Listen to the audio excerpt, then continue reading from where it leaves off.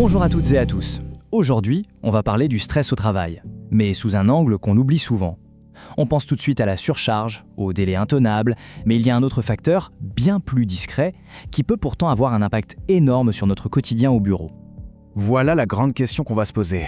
Et si, finalement, le plus gros problème, ce n'était pas les dossiers, mais plutôt les tensions, le sentiment d'être seul ou le manque de soutien de la part des collègues et des managers? Et si c'était ça, la vraie source du mal-être? C'est la piste qu'on va explorer. Allez, on plonge dans le sujet. Les experts, eux, ils utilisent un terme un peu technique pour ça. Les risques psychosociaux, ou RPS. Ça couvre plein de choses, la charge de travail, le manque d'autonomie, mais celui qui nous intéresse aujourd'hui, c'est la qualité de nos relations. On pourrait voir ça comme notre filet de sécurité sociale, et vous allez voir, son importance est capitale. Ok, mais alors, ça veut dire quoi concrètement un collectif solide? Ça ressemblait quoi à un environnement de travail où on se sent bien, où on se sent soutenu? Et surtout, pourquoi est-ce que ça nous protège tant? Pour bien comprendre, il faut qu'on définisse un peu de quoi on parle. Ce qui est super intéressant, c'est que ça englobe absolument tout. Ça va de la petite discussion informelle à la machine à café, de la blague échangée dans un couloir, jusqu'à la reconnaissance très officielle d'un manager pour un travail bien fait. Chaque petite interaction compte et vient nourrir ce collectif. En fait, il faut vraiment voir ces éléments comme les fils qui tissent notre fameux filet de sécurité. Le soutien entre collègues, la confiance dans son manager, la coopération simple entre les services, se sentir reconnu pour ses efforts. Quand tous ces fils sont solides, le filet est résistant et nous protège. Mais alors, que se passe-t-il quand ces fils commencent à s'effilocher? On arrive au cœur du problème, les situations où ce tissu social commence à se déchirer. On va passer en revue quelques facteurs de risque assez courants et je pense que ça va rappeler des choses à beaucoup de monde. Premier grand classique, les réorganisations. Ah, les fameuses restructurations. C'est une source d'anxiété énorme. Le manque d'infos, la peur de l'avenir, ça brise la confiance. Ça peut même créer un sentiment d'injustice, voire une compétition un peu malsaine entre les équipes. Bref, l'atmosphère de travail peut vite devenir toxique. Autre cas de figure, quand les équipes changent tout le temps. Des départs pas remplacés, beaucoup de turnover. Résultat, on perd tous nos repères. Les habitudes de coopération qu'on avait mises en place, elles se cassent. Et petit à petit, l'isolement peut s'installer.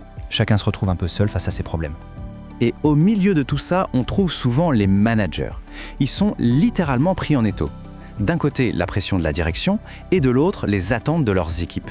Du coup, ils sont moins disponibles, ils ont moins d'énergie pour écouter et pour soutenir, et ce lien, qui est pourtant essentiel, finit par se fragiliser. Évidemment, dans un climat d'incertitude, où tout le monde court partout, les efforts de chacun deviennent invisibles.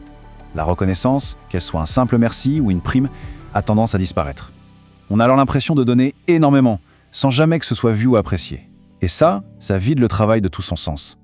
Et enfin, la communication, ou plutôt le manque de communication. C'est un vrai poison. Quand l'information arrive en retard, qu'elle est incomplète ou pire, qu'elle est contradictoire, ça alimente les rumeurs, les malentendus, ça installe une méfiance générale où plus personne n'ose rien dire et où collaborer devient un vrai casse-tête. D'accord, on a vu les causes. Mais maintenant, quel est l'impact de tout ça? Quelles sont les conséquences très concrètes pour les salariés quand ce système de soutien s'effondre? Cette phrase, elle est terrible, parce qu'elle résume parfaitement ce sentiment. Ce découragement profond, cette perte de sens qui s'installe quand les efforts ne sont tout simplement plus vus, plus valorisés. Et là, on le voit bien, les conséquences s'enchaînent. C'est une véritable réaction en chaîne. La perte de confiance mène à l'isolement, qui engendre des conflits, qui fait baisser la motivation. Chaque étape est une marche de plus vers le mal-être. Et le risque ultime, au bout de la chaîne, quand le soutien social a complètement disparu, c'est l'épuisement professionnel, le burn-out. D'ailleurs, ce n'est pas juste une intuition tout ça, c'est prouvé. Des modèles scientifiques très connus, comme celui de Karasek, le confirment. Le soutien social au travail, ce n'est pas juste un plus agréable. Non, c'est un véritable bouclier protecteur. Sans ce bouclier, une situation de travail très exigeante, même si elle est stimulante, peut très vite devenir une situation à haut risque pour la santé. Bon, le tableau peut sembler un peu noir, je l'admets. Mais la bonne nouvelle, c'est que ce n'est pas une fatalité, loin de là. Alors, voyons de manière très concrète comment on peut agir pour reconstruire et renforcer ces liens qui sont si vitaux.